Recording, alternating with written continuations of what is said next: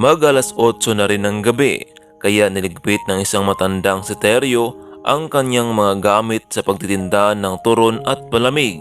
Sakay din ng kanyang penikab ang kanyang asawang may sakit.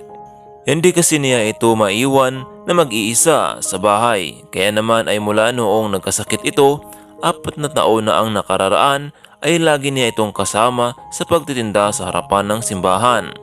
Pauwi na sana ang mag-asawa nang biglang may napansin silang isang bata, iyak ng iyak na tila nawawala.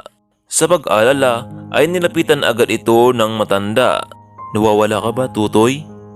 Ano ba ang pangalan mo at nasaan ang magulang mo para mahanap natin?"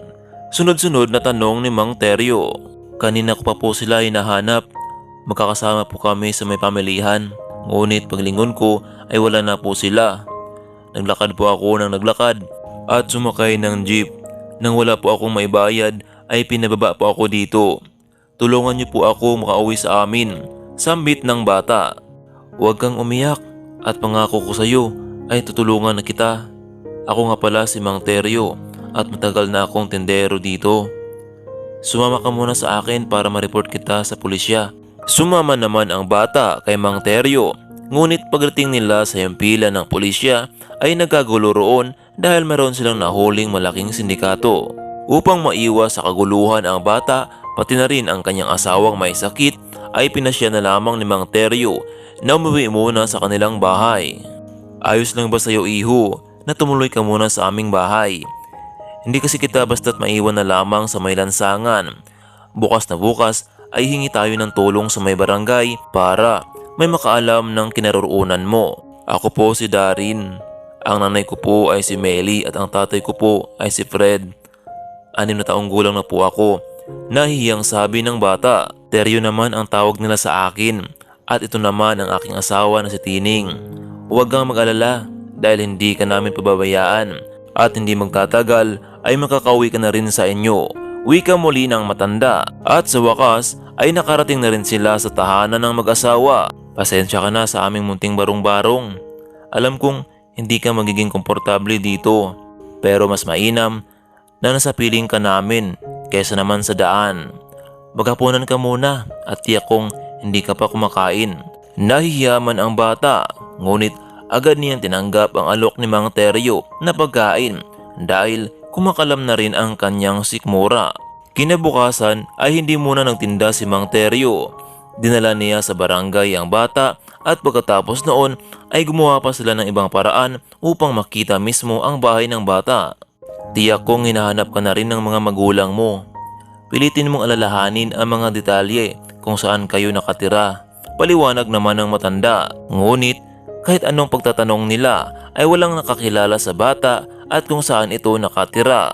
Inabutan na lamang sila ng hapon, kaya naman ay naisipan na lamang nilang umuwi muna. "Bukas na lamang tayo ulit maghahanap, Darin. Magdasal ka lang at makikita mo rin ang mga magulang mo." Araw-araw ay pinaglalaanan ni Mang Teryo ng oras sa umaga ang paghahanap sa mga magulang at tirahan nitong si Darin. Tapos ay pumupunta sila sa harapan ng simbahan upang magtinda nang sa ganon ay may panggastos sila nito. Pansamantalang naninirahan muna ang bata sa barong-barong ng mag-asawa. Ngunit ilang linggo lamang ang makalipas ay natagpuan na rin ito. Lubos naman ang pag-alala ng mga magulang ng bata sa ilang araw na pagkakahiwalay nito sa kanila. "Maraming salamat po sa inyo. Mabuti na lamang po at kagaya ninyo ang nakakuha sa anak namin. Kung hindi ay baka kung ano na lamang ang nangyari sa kanya." Labis ang pag-iyak ng kanyang mga magulang habang yakap-yakap ang anak. "Walang anuman iyon.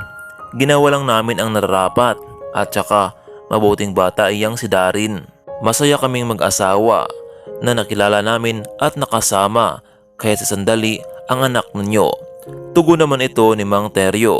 Bilang pasasalamat ay binigyan ni Meli ang matandang mag-asawa ng kaunting halaga.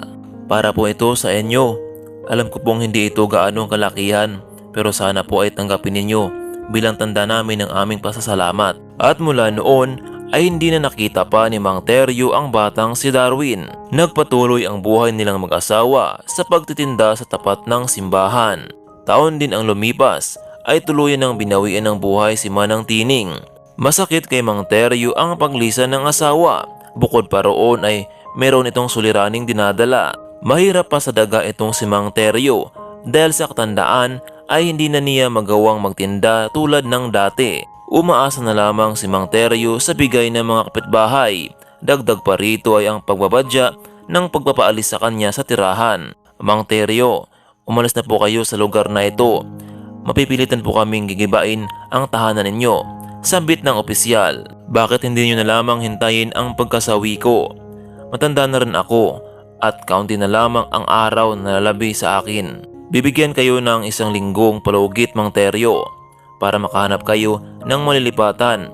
Pasensya na kayo, ay ginagawa lang namin ang trabaho namin. Lumipas ang 3 araw at patuloy sa paghahanap si Mang Teryo ng lugar na kanyang malilipatan. Ngunit pag-uwi ng ugod-ugod na matanda ay nakita na lamang niyang ginigiba na ang kanyang bahay. Napasigaw na lamang ang matanda nang makitang isa-isang giniba ang kanyang barong-barong na siya mismo ang gumawa. May usapan tayo, di ba? Naka3 araw pa lamang ako. Bulyaw ni Mang Teryo. Nariyan ang mga gamit ng asawa ko. Parang awa nyo na. Yun na lamang ang tanging kong kayamanan. Pabayaan nyo akong kunin iyon. Isang lalaki ang lumapit sa kanya upang si ay kausapin. May bitbit itong mga kahon. Mamabanaag mo sa kanya ang saya nang makita niya ang matanda. Hindi nyo na po kailangan ang bahay na iyan, Mang Teryo. Narito na po sa mga kahon ang lahat ng gamit nyo. Kabilang na po rito ang gamit ni Manang Tining. Sumama na po kayo sa akin at ililipat ko po kayo sa mas maayos at magandang tahanan. Wika ng lalaki. Tiningnan niya ang kahon at nang makita niya ang loob ay naroroon ang lahat ng pinag-iingatan niyang mga gamit at naroroon din ang alaala ng kanyang asawa. Sa kasiyan naging mahinahon. Lubos ang kanyang pagtataka sa ginawa ng binata. Magkakilala ba tayo, iho? Pagpasensyahan mo na itong matandang ito. Malabo na kasi ang aking paningin at hindi na rin malakas ang aking memorya. Wika ni Mang Teryo. Mang Teryo, ako po si Darin. Ako po yung batang tinulungan ninyo noon. Pasensya na po kayo kung ngayon lang po ako ulit nagpakita. Marami na rin pong nangyari, pero hindi ko pa rin po malilimutan ang ipinakita ninyong kabutihan sa akin noon.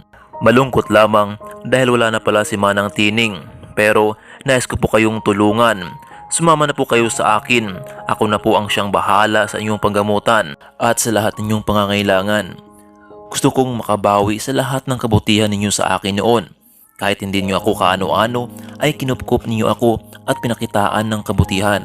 Napayakap na lamang sa tuwa si Mang Teryo nang malaman niyang ang nasa harapan pala niya ang batang kanyang tinulungan noon. Hindi siya makapaniwala na sa tagal ng panahon ay hindi pa rin pala siya nito nakakalimutan. At tuluyan na ngang nilisan ni Mang Teryo ang dati niyang tinitirhan. Sa kanyang bagong tahanan ay muli siyang nagsimula ng panibagong buhay. Maikli man ang nalalabing panahon sa matandang iyon ay handa siyang harapin dahil sa pag-asang hatid sa kanya ng binatang si Darren. Hanggang dito na lamang muna, kaibigan.